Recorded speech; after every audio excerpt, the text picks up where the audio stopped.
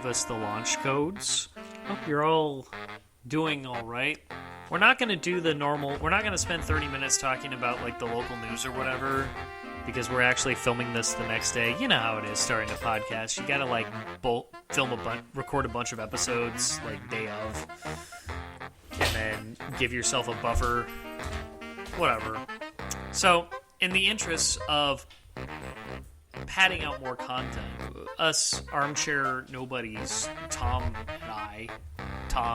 and Travis, that's who the two people are, we're going to be talking about just like random crap, and the random crap revolving around the culture of conspiracy theories and how I wish the actual government is as powerful, efficient, and competent, more importantly, competent, as conspiracy theorists make it out to be. I don't know how long this has ever been a thing in America. I don't know if it's like, maybe it's always been that way, but like there is a culture around the idea that, you know, conspiracy theories of the government doing things that people don't know about. Going as far, maybe it started with the Kennedy assassination, maybe it started with the Roswell incident. Lincoln's assassination.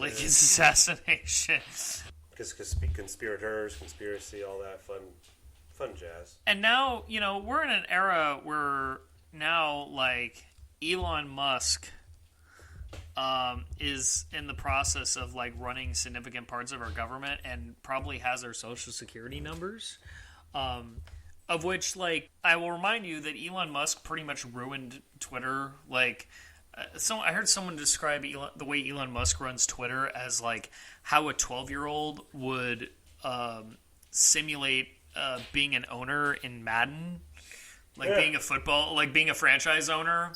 It's like that, like it's the real life version of that, and that's kind of when I was on Twitter. I could definitely attest to that, and I'm not on it anymore. I'm not on the platform formerly known as Twitter.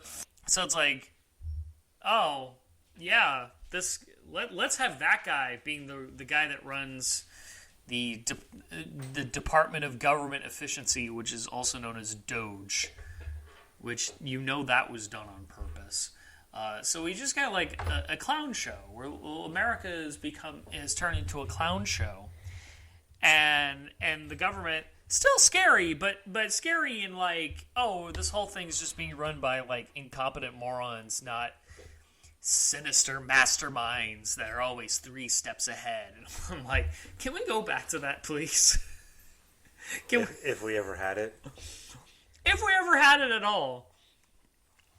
But can we, like, at least have a government that makes people think that again?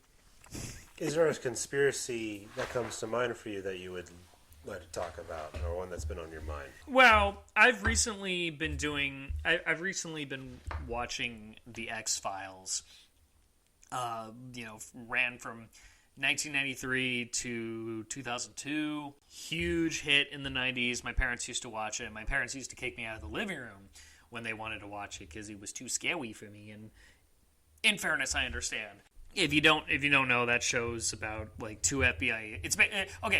Actually, let me rephrase that. Have you watched Supernatural? Okay, so the X-Files is, imagine if Sam and Dean weren't brothers, but instead were platonic romantic interests that work for the FBI, and which would be Mulder and Scully. And instead of dealing with like angels and demons and shit, while also dealing with just your paranormal ghost and monster stuff, they were actually dealing with investigating the government for a possible cover-up of the presence of extraterrestrials. You know, Roswell shit. It's a good opening theme. I was going to say, that's not the theme song. Oh, it's not? Okay, so I haven't watched that show in a while then. It was like... Oh, yeah. That's scarier. Oh, yeah. No, I've watched, like, I think a couple episodes. It's been many years. I know, yeah, the government is something that is a force to be reckoned with in that show. Plus, there's also scary shit that happens. Really, it is. Yeah, well, yeah, it's like, okay, yeah, I mean, it is, it is like, a horror monster of the week show combined with All the President's Men and 3 Days of the Condor. Like it has a lot of elements of, like, 70s kind of post-Watergate type conspiracy thrillers. But, there's just this, there is this expectation, there's this conceit in the show that not only the government is scary, that the deep state is scary. Well, one, that there is a deep state, and two, that the deep state is scary, and three, that the deep state is hyper competent and always 2 steps ahead of you and could make sure that no one ever finds your body. That the quote unquote government or the syndicate or the consortium, the deep state has a lot of menace on that show. And now I'm at this point where we're entering our second term with Trump, and I've gotten to the point where I'm like, I don't think there are aliens at Area 51. I don't think they actually did find an alien spaceship in Roswell. I think maybe it really was just a weather balloon. Because I think we would know by now. I think there is so much clown shit going on that I think that would have slipped and we would find out that aliens are real. I mean, Trump is back when he was on Twitter, there were a couple of times where he accidentally revealed classified information by taking a selfie with Marines stationed in the Middle East or something. I remember that was a thing. Right. So there isn't a finger in our ass. No. Oh. I'm even, I've gotten to the point where I'm yeah, maybe Lee Harvey Oswald really did kill Kennedy. He's just a really good crack shot. Maybe he really did curve that bullet somehow. I'm willing to accept that at this point. I never believed that, Bush, quote-unquote, did 9/11, more that he, and more importantly, Cheney, just kind of sat on their ass and let it happen. I used to think that. I used to think that they got the warnings about 9/11, and then they went mwahaha, let's let the planes crash into the Twin Towers, and we can use that as a pretext to invade Iraq. Now? No, I don't even think that anymore. No, I think that they were warned, and they were just too incompetent to do anything about it. And then when it happened, they were oh, opportunity. Let's get that Arab oil. My faith in the competency of governments has... the hyper-competency of governments has dwindled. Yet there are so many people that believe in the craziest shit, and they still do. When right before their eyes, they're being shown the kind of incompetence the kind of clown shit that we're talking about, and that what seems to me is people are just flying by the seat of their pants and no one knows what they're doing, but they think. No, they want to believe that there's something more organized and sinister going on. And really, we're just holding onto the wheel barely. Did you ever believe in conspiracy theories? Some I did. I mean, okay, speaking of 9/11, it just makes you think where it's really? We let something that awful happen? Halliburton, all the money that was lost, the plane, how it hit specifically in this Pentagon building. Not the way the towers fell. I didn't believe that bullshit. The way they fell tells you everything. Jet steels don't melt steel beams. I just felt more just that really? We let that slide? With even in 2001, the tech we had, we let that shit slide. Mm-hmm. It's kind of like Pearl Harbor. Really? Was it a smart move to put every effing ship in the Navy in one low, shallow water fucking harbor? Mm-hmm. When we knew Japan was on the move? There's certain things I believed in. I think the Oak Island one, I believe in that. I know that's not really governmental, but I believe there's something there. I'm not familiar with the Oak Island one. The Ark of the Covenant's there. Oh, is that is that where the big warehouse that we see in the Raiders is? No, it's an island with underwater sewage and tunnels and compartments and water, all this really waterway crap. Underwater water tunnels and shit. I believe that just because it's this. That's kind of interesting. Why is that system set up there? You can't get into the well after draining the water, no matter what you plug up. That's kind of interesting. Roswell, kind of iffy. I feel like that one's too easy. Certain secret military bases scattered across the country. Yeah, come on, yeah. Especially when you hear about what was it? I think it was in 2000. Was it 2009 or 2010? I could be off, but when we found out Area 51 was legit real because of Google Maps, and a general came on the TV said, "Oh, we kept it quiet for tax purposes." Motherfucker, what are you talking about tax What tax purposes? You can't get a write-off when taxes are paying you. Wait, was that a thing? Yes, that was on the news. Like, was that a thing that, like, even the existence of Area 51 was, like, a myth until Google Maps. So Area 51 was like a big like you knew there was a base there in the desert off of the Las Vegas Strip, but you didn't know what, you didn't know how, but you knew something was there. And then Google Maps confirmed there's a military base there. And then when that was released, a general came on the news and was like, "Oh yeah, we kept it quiet for tax purposes." And in my head, I'm like this: we pay you. Your salary is taxes. Everything funding it is taxes. You can't get a tax break using taxpayers' money when you're the tax break yourself. We were just self-dealing our own tax breaks. It's like Monopoly. It's like you can't just keep feeding the effing pot and get free parking.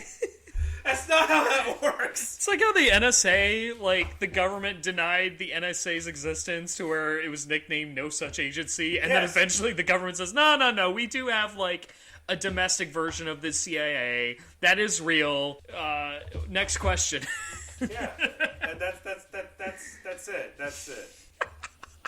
Our producer wanted to let us know that she heard about all that from Scooby-Doo. So that should tell you more. The Mystery Mobile. The Mystery Gang got it right.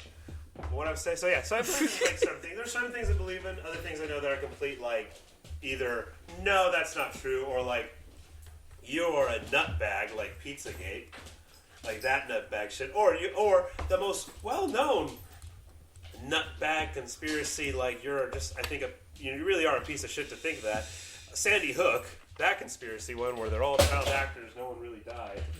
I'm just going to point out that we are not in a recording studio. We are in my apartment. And that dog, which is our mascot, Tater Tot the mascot, is a happy puppy. Yeah, Corgi. He's a little. I think his mama. I think my wife is using the bathroom, and he's a little distraught over that. Well, when you're a mama's boy, you need your mom. Oh yeah, and he is. Right. My kids are like that. Well, mom, and I just have to lie and say, "Mom's pooping." They just leave it be. But yeah, no. So I believe in some. Others I don't. Others are funny. Others are ridiculous, and others are just, yeah, you're a shitty person. I kind of started getting disillusioned with conspiracy theories kind of when the Pizzagate thing was happening, when that went down, and, like, you know, somebody thought there was, like, a pedophile ring happening underneath a DC restaurant. What was it? It was a Papa John's. Was it really just a Papa John's? Yeah, it was a chain restaurant. So, from Wikipedia, the Oxford English Dictionary defines conspiracy theory as the theory that an event or phenomenon occurs as a result of a conspiracy between interested parties. Specifically, a belief that some covert but influential agency, typically political and motivation and oppressive in intent, is responsible for an unexplained event. It cites a 1909 article in the American Historical Review. The earliest known usage of the term conspiracy theory was by American author Charles Astor Bristed in a letter to the editor published in the New York Times on the 11th of January, 1863. He used it to refer to claims that British aristocrats were intentionally weakening the U.S. during the American Civil War in order to advance financial interests. The term is also used as a way to discredit dissenting analysis. Robert Blaskowitz, like B.J. Blazkowicz, but no. Is that what the B stands for? It's like Bobby? No. Robert Blazkowicz comments that the examples of the term were used as early as the 19th century and states that its usage has always been derogatory. According to a study by Andrew Mackenzie McHarg, that's quite a hyphenate. In contrast, in the 19th century, the term conspiracy theory simply suggests a plausible postulate of a conspiracy and did not at this stage carry any connotations, either negative or positive, though sometimes a postulate so labeled was criticized. The author and activist George I don't know who the hell these people are, argued that the terms conspiracy theory and conspiracy theorist are misleading, and conspiracies truly exist and theories are rational explanations subject to disproof. Instead, he proposed the term conspiracy fiction and conspiracy fantasist. I like that, actually. Wow. Because I actually agree with that. The term theory gives it too much credibility. Theories are, because theory, that's like a scientific term. I remember one conspiracy theory I learned from my dad that they thought, what was it, like fluorides being put in the water in like the 50s and 60s. Oh yeah, that's what General Ripper was fighting against in Doctor Strangelove. Yeah, I thought protect our bodily fluids. And yet we find out we need fluoride for the strength of our teeth later on. Now, like we need it. That's what they want you to. Just thinking Dale Gribble from King of the Hill. That's what they want you to think. Okay, so speaking of Dale Gribble from King of the Hill, that's a conspiracy nut, not a theorist or like you said, someone who just likes conspiracies. That's a nut. That is a conspiracy fantasist, as the Wikipedia article says. And Dale Gribble's a nutbag, and there's a lot of real. I like Dale Gribble. He's a nut, and unfortunately, there's a lot of real life nuts like him. Except he's like probably more harmless than any of them. He harms himself more. Yes. Fortunately and unfortunately, the people in real life don't harm themselves a lot. They harm other people. Yeah, and he loves his wife. And he loves and is very supportive of his wife and son, which mostly like conspiracy theorists are kind of conspiracy fantasists. I want to use those terms now. Conspiracy fantasists. I like that. Yeah, because I don't like theorists. I don't like the use of the word theory. It's because a lot of it's just kind of self-serving. You know, just to feel good about something. Really. I have the secret knowledge that they don't want you to know about. I am special.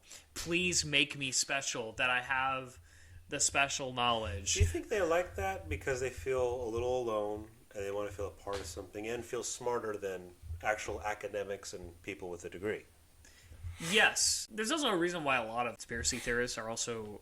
people that are into conspiracy fiction are very... there's a large correlation of those with, like, religion, that they're extremely religious. And it kind of goes along with, if you're like really religious, your entire worldview is dependent on the idea of big, powerful spirits in the sky, whether it's God. I mean, usually, like, if for our purposes, it's usually like it's the Christian framework. So it's like there's a God in the sky, and he's controlling everything, and he has a plan, which doesn't really correspond with what I believe. Of how the world works, which is a bunch of a decentralized clusterfuck of people making it up as they go, being reactive rather than proactive, and just kind of flying by the seat of their pants. But if you're like an evangelical or a fundamentalist, that doesn't quite go with your belief system, because in the end, you know, you always say it's all part of God's plan. If it's all part of God's plan, then, you know, it really isn't just a bunch of people making stuff up on the fly that happen to be a president or a prime minister or an ambassador or whatever. So believing in, like, you know, crazy deep state stuff, crazy stuff about, like, you know, fluoride and the aliens and, you know, the pedophile ring that combines all conspiracy fiction together, QAnon, that's helpful. That fits within your worldview, because, you know, you believe that about the spiritual world anyway, and yeah, it makes people feel good. It's like what you said. It's like, you know, it's something to use against the intellectuals, to make up for the fact that you were not smart enough to get good grades in school, or to appreciate what you were being taught, or to appreciate people. I think a lot of it is just like, I know more than you, and I don't like smart people. There are a lot of subjects in this world that I am not an expert on, that I do not know about, but I am always in awe of those who are. Those who have chosen to specialize in the study of something, you know, where it's like I can certainly put more trust into what they say more than I. That's intellectualism. It's like, so what you're saying is it wasn't God's plan to make PS5s really hard to get at the beginning. No, I just think God has more interesting things to worry about. Maybe we're not as interesting as we think we are. No, I mean, the universe is a big place, and if there are aliens, he's probably got to like tend to them as well. Sure. That would suck too if it was just us in that vast void, like the flat Earth theory. Like it's just us. It's like, oh well, that's boring. Well, that's not the flat Earth thing. Oh, that's the well, the Earth is flat, and like we're in a bubble dome. Oh, I thought you were talking about like we are the only habitable planet in the universe. I'm saying the rare Earth theory. I think that's what it's called. But I'm saying that the overallness of it's just us in this bubble. Mm-hmm. And there's nothing even outside the bubble. There's nothing else inside the bubble. It's just us in a dome. Yeah, and that's it. It's kind of like, oh, that's boring. That sucks. In a sense of just like, that's it. Yeah, we discovered everything about 200 years ago, kind of thing, and nothing much more else, and somehow we still can't figure out the ocean. Yeah, I was gonna say we didn't actually discover everything. Well, we didn't figure out the ocean. Like, there's still a lot of stuff about the ocean we don't know about. We actually probably know more about space than we do about the ocean. And speaking of the ocean, I've heard there is now a second species of orca discovered. So that's fun. Really? Yes, there are 2 orca species. Which one is like knocking over rich people's boats? Could be both. They might be working together. Because that's a thing. They do seem to. But it was just, that's what it sounds like with conspiracy. What is it called? Fanatics, you said? Fantasists? Fantasists. Conspiracy fantasists is just, it feels good. It makes you feel a little superior. You hate getting looked down upon, and yet oddly you'll look down upon others, which is a weird way of thinking that. But there's some fun ones. Well, you're not doing it for egalitarian purposes. No, but the thing is, there are some fun conspiracies out there to think about. And others that are just like, really? Mm-hmm. Like, no, there's no need for excuse me, a need for that. And that's what makes it dangerous. Like what happened with Pizzagate was dangerous. What happened with Sandy Hook, it's just dangerous thinking. And then election fraud. And then just overallness, you just... Yeah. It's a weird thing that has taken hold of us, specifically just the American people, our citizens, us, you and me. Yeah. Us, our fellow Americans. It's just like, some are fun. Some are like, you don't need to think that. And also, too, then it makes you paranoid. Like, you don't need to be paranoid that whole time. It's like... We're 4 years out from the height of the COVID-19 pandemic, of which it was... Those theories were batshit crazy. Where, like, the vaccines aren't safe. And we still haven't recovered from that because we have... Nor we ever will. We have...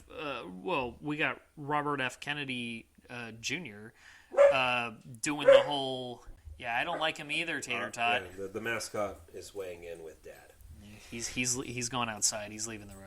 But like, yeah, you got like a cuckoo bag like that running like Health and Human Services, of which we talked about this. It's like he'll open up with something like, hey, there's a lot of like maybe not so great stuff we put into food and bottled drinks.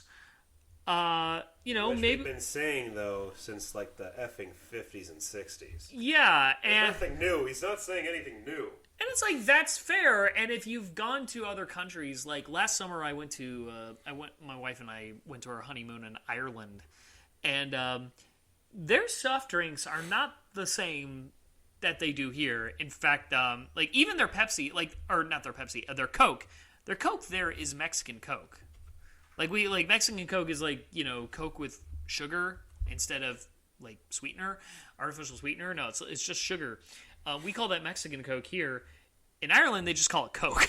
They just call it Coca-Cola. And like Fanta is completely different. Here, like Fanta looks like orange Gatorade in the U.S., where it's like a translucent liquid that's orange. It's like bright, unnatural orange. And in Ireland, Fanta looks like orange juice. It looks like carbonated orange juice. Really? It's like, yeah, it does. It's thick. It's like opaque, and much like orange juice is, I think there might even be pulp in there. It tastes really good. It's like very sweet. It's even sweeter than like real than American Fanta. And that's because like in Ireland, a lot of crap and preservatives that we put into food and drinks, like those are banned. And I'm sure Ireland's not alone in that. So there, anyway, going back to Robert F. Kennedy, it's like he'll bring up, hey, there's a lot of crap we put into food. And you go, okay, yeah, he's got a point. That is true. And then be like, and that is why we should ban all vaccines. And you're like, oh, okay, now we're in cuckoo land. Now, lucky for me, I am a smart person, so I don't fall for that. But other people aren't. People be stupid, and they'll fall for shit like that. And that's like all the big conspiracy. It's like any big conspiracy peddler. Like an RFK, like an Alex Jones, they'll open with something that's like reasonable, and then they'll suck you into something crazy. Which is one of our favorite songs. I don't like them putting chemicals into the water that turn the freaking frogs. We got a great song. We got to cut that. Yeah, we got to cut that mix in. Like I'm putting chemicals in the water that turn the friggin' frogs gay. Do you understand that? Turn the friggin' frogs gay. Serious crap. Gay. Frogs, friggin' frogs. It's not funny.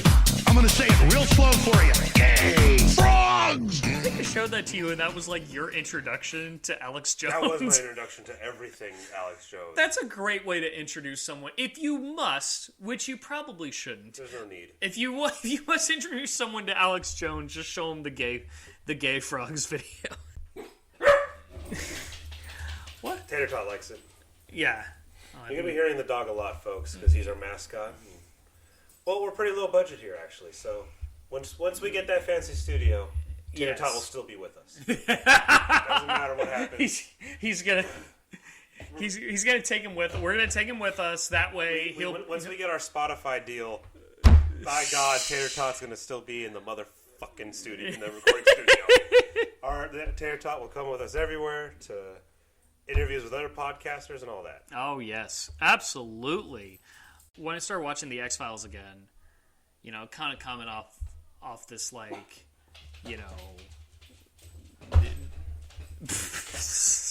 Dogs. Doggies. It's just. I was coming off of this I was coming off this whole thing about coming off a whole I'm kind of fed up with conspiracy theories, but like that's a huge part of that show.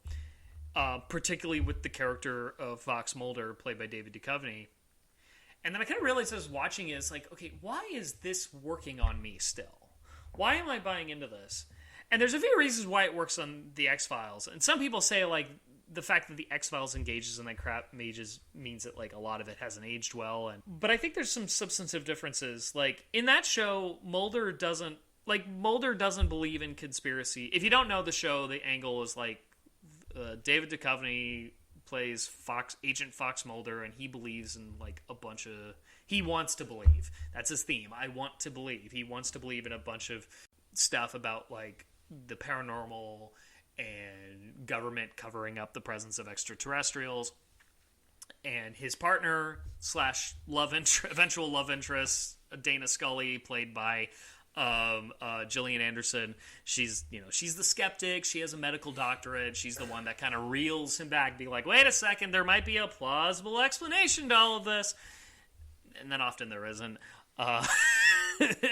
But, his whole thing, he doesn't believe in a bunch of crap because it fills up some void inside him. Right. He believes in it because, like, in the universe... First of all, in the universe of that show, a lot of that is real. And the catalyst for his arc is that he watched his big sister get abducted when he was a kid. Right, and so I remember that now. So the thrust of his arc, at least for the first few seasons of the show, is that he's just trying to find his sister. That's what it, and so like everything he is researched and investigated and bought into, it's all in the pursuit of trying to find his sister based on something that he himself saw as a kid. It wasn't to fill some void to make him feel better. It was something more personal, more noble. And even then, like, his true motivation is to just find the truth. If he is presented with evidence that, like, contradicts what he initially believed, well, he's not going to shrug it off and be like, have like an existential crisis over it. No, like he's like, oh, okay, that's what it is. And sometimes like he goes to a crime scene and he's like, yeah, I don't think anything outlandish is happening here. I've seen this before. This is just a run-of-the-mill case. And then the episode goes on and he goes, well, maybe it's not a run-of-the-mill crime case or whatever. And I think that's a key, which kind of means that the show almost has kind of a skeptic's mentality of like, we gotta, you actually do have to do some real investigating, and you have to be prepared to have your views challenged. You have to be prepared to have your worldview challenged, because that's the only way you're going to find the truth. And to me, that's what separates something like the X-Files from, the people that maybe were inspired by the X-Files or at least felt like their anxieties were being touched upon, but just believed in a bunch of conspiracy fiction. Basically, like, be careful which rabbit hole you decide to go down. There's no need to. Careful what you're reading late at night, especially on Reddit. There are things to be scared of. Like, there are things you should absolutely be scared of. And what our political leaders are doing. But if you believe in something that's wrong, that's just blatantly wrong and not based in reality, they win. Because you're not focused on what they're really doing. What they are doing. If anything, it could just be a plot to turn us against each other. I just look at this one episode of King of the Hill where Dale Gribble is like, I think it's like the episode where their church burns down. And Dale Gribble is like taunting the fire marshal. He's like, oh, looks like it was an accident or a gas leak or something. And Dale says, that's what they want you to think. And the guy says, I am they. And then Dale runs away. He's like, ah! Or the other one where Hank questions Dale. Oh, what was it? It was the NRA. The NRA is a Washington-based organization. And you believe in a Washington-based organization, Dale? That's a thinker. And now also comes time for that wonderful moment in every episode of Give Us the Launch Codes. A word from our sponsor. Travis, you know who our sponsor is today? We have a sponsor? We have another sponsor. Yes, a new one. Mm-hmm. Our new sponsor for this episode, Red Meat. Just red meat overall. Oh. Red meat. It's good for you.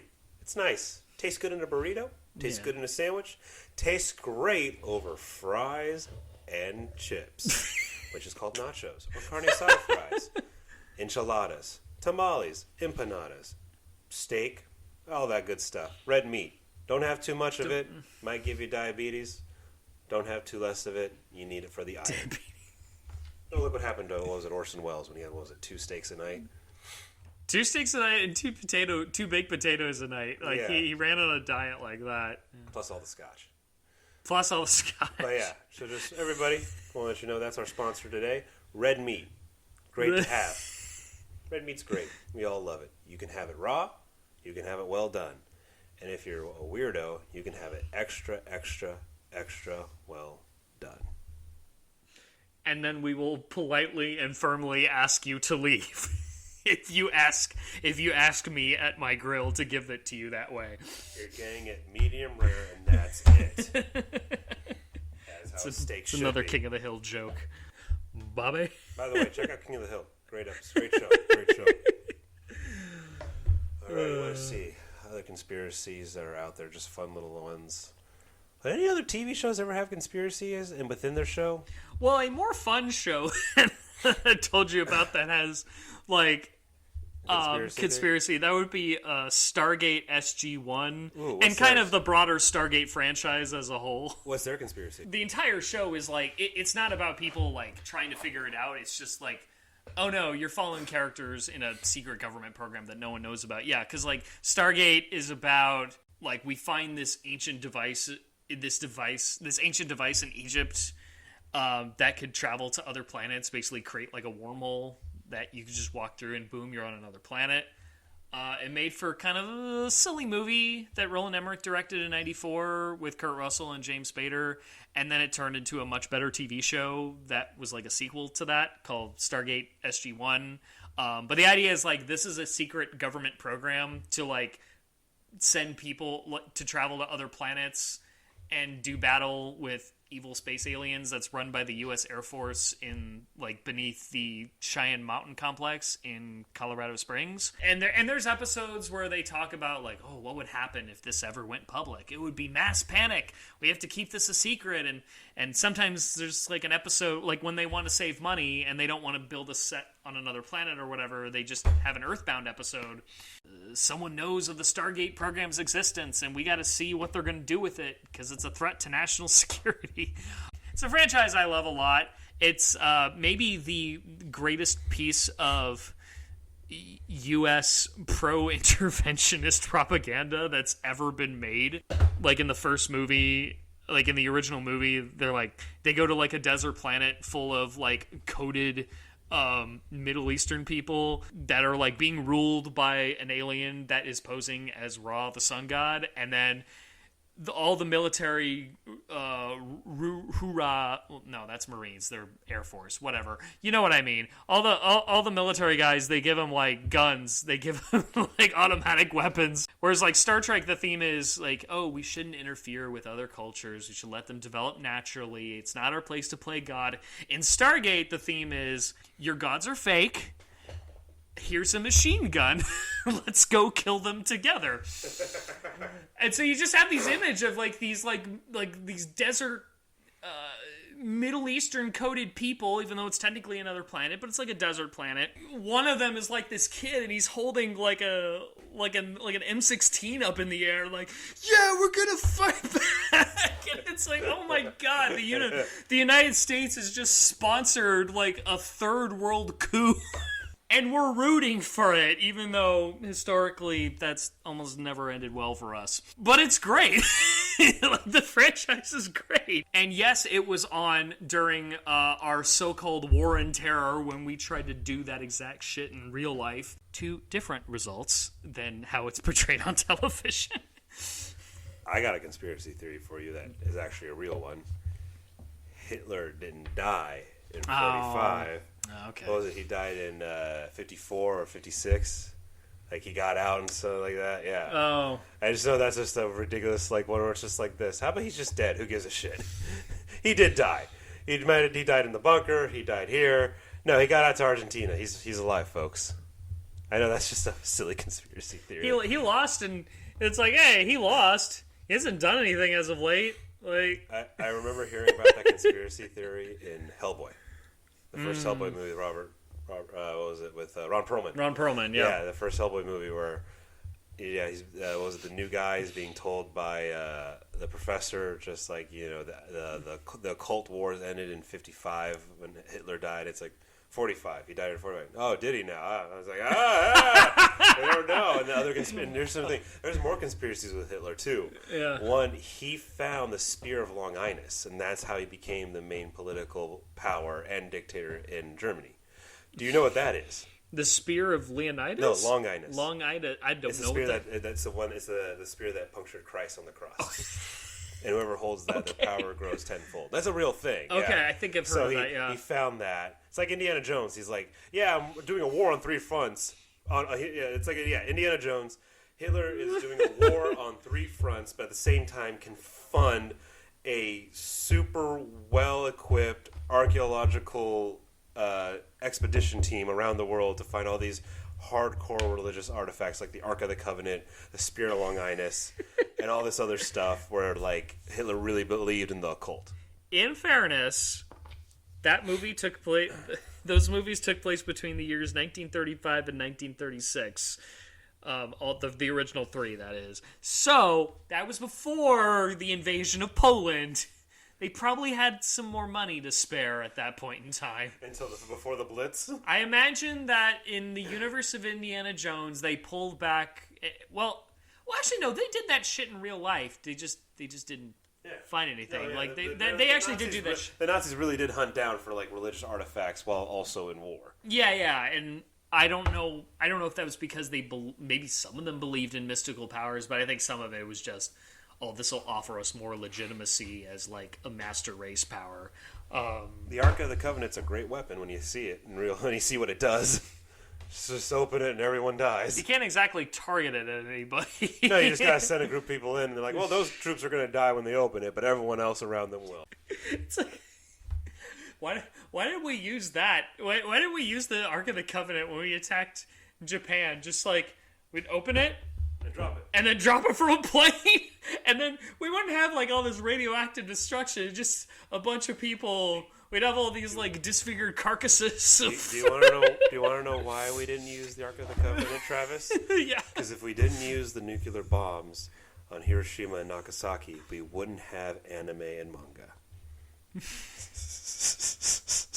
What do you mean we wouldn't have anime and manga? Of course we'd have anime and manga. They just... Not what we have now. It'd be different. Oh, it'd be different. We still have it. There might be less tentacle porn. And that's a thing for people. Yeah. You can't take that away from them. Oh, well, that's true. Or maybe we'll have more tentacle porn because of all the crazy... Oh, shit. Yeah, you're right. all the crazy 'cause spirits. The occult and Cthulhu stuff, who knows? Yeah. So maybe it's a good thing we did drop it. The people that just happened to have their eyes closed at the time but heard the horrors around them, they can only imagine what it was, and maybe some of them just imagined crazy tentacles. You know what's funny? Speaking of that, it's a little side thing. I've almost done reading Call of Cthulhu. Oh, how is that? And I don't get how the fuck anyone got what they got from when you see like it in pop culture. Like how South Park makes fun of it. Mm-hmm. How... I remember even in high school, people were like, "Oh yeah, Cthulhu." It's like, it's Octopus head man. Yeah. It's like it's this thing, bro. It's like, oh crap. And I'm reading the book. I'm just like this.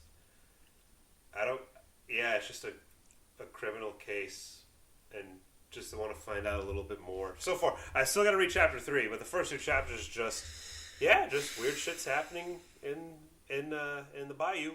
Has Cthulhu made an appearance yet? Not yet. Oh, okay. So I'm got to read the 3rd chapter still, but the first 2, it's just more like I don't get the hype of Cthulhu. It's just like, yeah, he's just there. All right, cool. He's a statue dude. People do some weird orgiastic dances when they're around his statue, and he's somewhere in the North Pole or the South Pole. Because what I've heard is like how people know Cthulhu, like how he's depicted in pop culture. Like I was gonna ask like how that squares up with how he's actually described in the book, because I've heard It's the same. He's big. He's okay. Huge. He's huge. You know, tentacle head, dragon wings, anthropomorphic body. South Park has a very funny version of him. I know there was that movie with Kristen Stewart. I forgot what it's called, but it was basically like a different type of Abyss. That movie, remember the Abyss? The movie. Oh yes. With Ed Harris. It's like that. Bird Box apparently is a Cthulhu movie. Oh, wouldn't have thought of that. But overall, it matches up. For example, just with the overall artwork of just him being super, super tall, this gargantuan monstrosity of a being. Tentacle face, dragon wings that aren't proportioned to its body, so it can't really fly, but he can fly, and the anthropomorphic body. Apparently, when you gaze upon him, and I think it has to be eye contact with Cthulhu, you'll lose your mind because of the overwhelming knowledge. Okay, yeah, because I've often heard that like Cthulhu, the way... And people do believe in this side, by the way, like the Lovecraftian gods, people believe this stuff really exists. Not just fun novella, science fiction fun that H.P. Lovecraft made. Like, there's people out there who actually legitimately pray to the Lovecraftian gods. Because, like, I've often heard that, like, sometimes how Cthulhu describes his monsters is that did I say Cthulhu? H.P. Lovecraft. H.P. Lovecraft.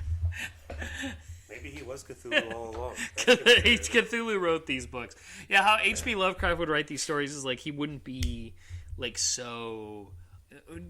It was almost like when you're reading him, it was like the form of the monster is like beyond human comprehension, and maybe, and that's like why people like would lose their minds seeing him. Because the thing about cosmic horror, it's not the monster chasing you that's horror; It's the sight of it, and that is overwhelming to your brain. Mm-hmm. So it's almost basically like knowledge is the weapon to fear because it's just it's too much for you to handle. Kind of like, speaking of Indiana Jones, in Indiana Jones, Kingdom of the Crystal Skull, when Cate Blanchett's character finally talks to the alien and her head blows up. Yes. It's like that. Just the knowledge is too much for you. Yeah. That's what it is. That's what cosmic horror really is. I mean, there's other cosmic horror movies out there that are on that realm, like, okay, Alien, but it's the monster chasing you. Yes, the knowledge of what's going on with that monster is scary as hell, but the monster's still chasing you. Yeah, more and more so with each movie. Yeah. It's just a monster chasing you. The Thing is another one that's close. The closest thing we'll have, really, is to, as they say, the closest thing in cinema with The Mountains of Madness, another H.P. Lovecraft novella, is The Thing. Carpenter's The Thing with Kurt Russell. And it's, the Thing itself is the most terrifying monster ever created, but it's the knowledge of what it's done, how long it's been. It's been in the ice for 100,000 years on this planet. The fact that it landed in Antarctica is the only thing that's keeping us safe, but what it's done, how many species on species across the vastness of space it's consumed. Yeah. So, the monster is freaky, but it's the knowledge what brings to it. So the sight of Cthulhu is what causes insanity, because it's just looking at him is too much for our brains to comprehend. Not that, oh my God, there's a 100-foot tall monster chasing me. Because I've heard that was someone described that with I think it was in Red Letter Media. It was like when they talked about it, they said like when you see it in its true form, and it's just in the movie, both like the TV miniseries and the more recent movies, it's just a giant spider.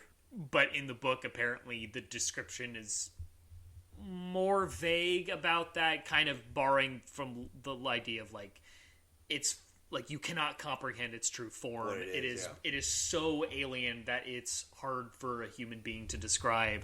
And that's what leads to insanity. And that's the horror. The horror is the lack of being able to comprehend is what's the scariest thing. Yeah. And that's a true scary thing. Thinking about it, that's a great way to, keep turning it around too, back to conspiracies. That's the scary thing. You can't comprehend the truth of it, the unknown part, and you need a little blanket to make you feel better.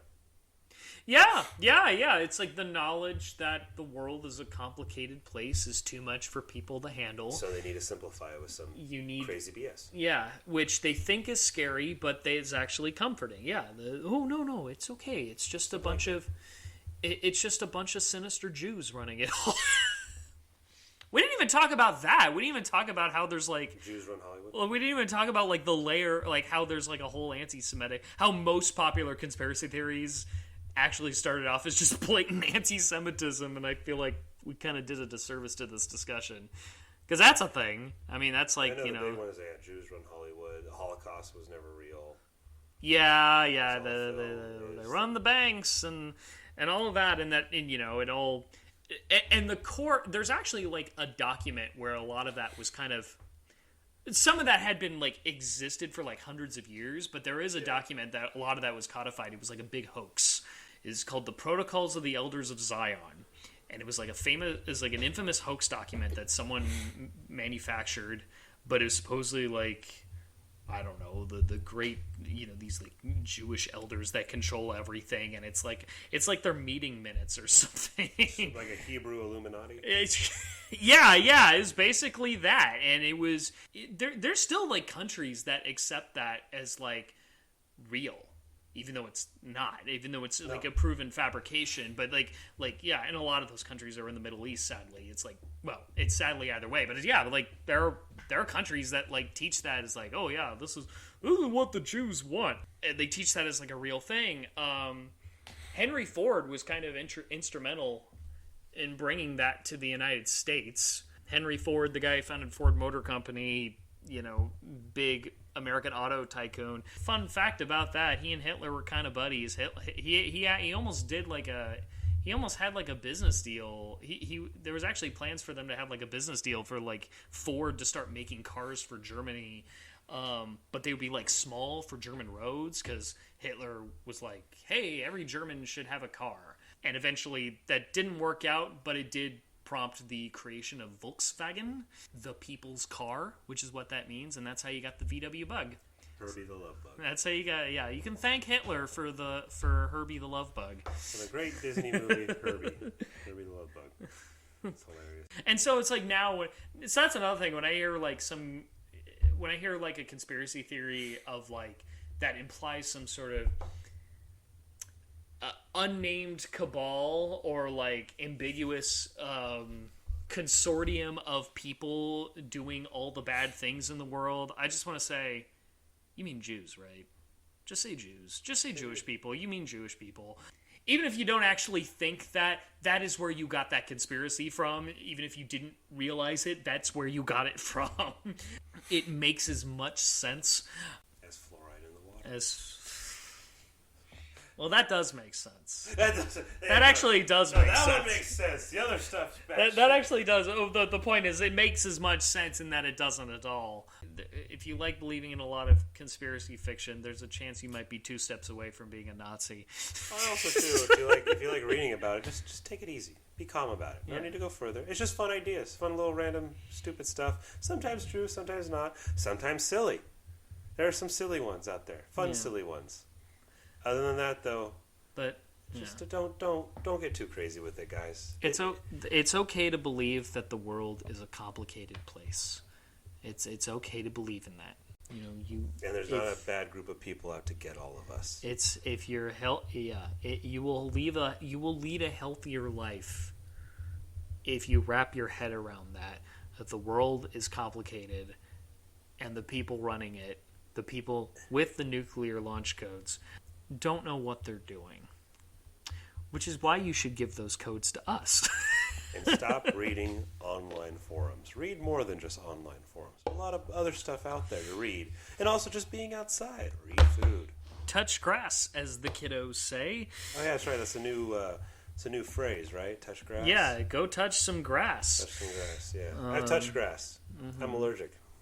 Oh yeah. I wear shoes. I have a grass allergy, so I'm good not touching it. I'll just walk around. That's why I have a dog, because that means I have to walk him, and then that also means that he absolutely has to walk on grass because that's how he uses the bathroom. And I'd rather him do that than on my carpet or on my floors. Or on me. But before we go, as we try to end every episode, with the weekend coming up and days off and free time, Travis, anything you recommend for the people to consume entertainment-wise, whether it be a book, TV show, movie, even a video game? Anything you recommend for anyone to relax to, unwind? Yeah, the Super Bowl still hasn't happened at time of recording, but we already recommended it, so we're not going to recommend it again. You get one. Let's see. Yeah, there's a joke there about Kendrick's song "Turn This TV Off, Turn This TV Off," which is what he says right after he yells "Mustard." How about this? A comic book? I know you're more the comic book guy than me. What's a comic book? Okay. Comic book. Okay. Yeah, for someone to just enjoy over 2 days off. I'm trying to think. What have I actually read that's on topic? That's. I don't think I've read anything that's on topic, so I'll just say one indie comic I read. A couple indie comics I read. They're from the same writer and artist. They're both about animals. Talking. They're both about like domesticated animals. Tony Fleeks and Trish Forrester. They wrote a comic book called Stray Dogs. So if you, that's a good one. Stray Dogs is great. It's like a horror. They're both horror. Both of these things are horror. They wrote Stray Dogs and they wrote Feral, and Feral's actually ongoing, whereas Stray Dogs is like kind of a one off. Okay. But they're both like. You're acting like you haven't read these. Oh, I'm just listening again to the review. Oh, okay. I've read them. I was like, I know you've read these. I was like, no, it's good. Like, yeah. It's Like, Stray Dogs is like, it's kind of like Silence of the Lambs meets All Dogs Go to Heaven. It's like, it's about like a group of dogs who have short-term memory, as all dogs do. If you have a dog, you know this. They wake up in a house all together. And they slowly, as their memories come back, they slowly discover that their new master in their house in the middle of nowhere is actually a serial killer. And then the second book is Feral. This one's about cats. It's essentially the Aristocats meets 28 Days Later. Oh, damn. That's awesome. I like that description. Yeah. No, am I right? Especially with the movie coming out at the middle of the summertime. 28 years later. Yeah. It's Aristocats meets 28 Days Later. It's like a bunch of like domesticated cats. Long story short, get turned loose into a forest in the midst of like a terrible rabies outbreak, and of which a lot of animals are like infected with the rabies virus and are basically effectively zombies. The bats are the freakiest part of that first book. That bat scene. That bat scene was insane. So, it's the cats. They're trying to get home and trying to figure out, why they were surrendered to animal control and just trying to survive the night. That's a great book. Those are both great books. Those are great horror. They're about dogs and cats. So if you love dogs and cats and you're okay with watching them get maimed... In detail, with art that looks like Disney art. That's what's awesome about it. That's like the insane. That's what I love about it. It's so Disney-esque. Yeah, like they have all the animals have like these Disney eyes that you expect from like a Disney movie with a shotgun pointed at them. That's what makes those books like extra disturbing to read. And so our viewers know, what are they called again? The two titles? Yeah, Stray Dogs and Feral by Tony Fleeks and Trish Forrester. Get them wherever comic books are sold. Mm-hmm. Now let's see. What do I have to recommend? I'm going to recommend a video game. Okay. Hopefully you have the necessary console to play it. I've been having a lot of fun playing it. Resident Evil 4 Remake. If you were lucky enough to play the original on the GameCube, PS2, Resident Evil 4 was basically the best Resident Evil game ever made. Now, they remade it completely from the ground up, and it is basically Dark Souls. And it's awesome. It's fun. I am playing my second playthrough. Super gory, not for the kids. Super more high, intense action, faster pace. The economy in it is great. How you trade, you sell. Crafting is way more detailed, and I am running out of consumables all the time. And I am a little trigger happy, unfortunately. So yeah, ammo is scarce, and even more scarce. And it's worth a playthrough. It's fun. Good story. Very more streamlined compared to the original. But I think everyone would enjoy it. Old fans and those who are just new to the series. So I recommend Resident Evil 4 Remake on basically every single console except the Switch, so you can get on the PS4, the Xbox One, Xbox Series X, Xbox Series S, all the Xboxes. I think you could get it on PC and PC and obviously the PS5. So yeah, pick it up. It's a fun 8-hour thrill ride. It's like an 8-hour linear roller coaster ride, and you know what? There's nothing wrong with that. No, there isn't. So, once again, folks, thank you for joining us on another episode of Give Us the Launch Codes. I'm Tom Flores. I'm Travis. I'm Travis Baker, and just touch grass every so often, okay? And be sure to drink water too. Never forget to drink water. And get an In-N-Out burger once in a while. Can't go wrong with if you live near one. Yeah, if you can get one, get an In-N-Out burger. If you live near a Whataburger instead, still try to get an In-N-Out burger. Hey! All right, well, that's our show, folks. We'll see you next time. And like one famous character has said to all of us, good afternoon, good evening, and good night. Bye, everyone.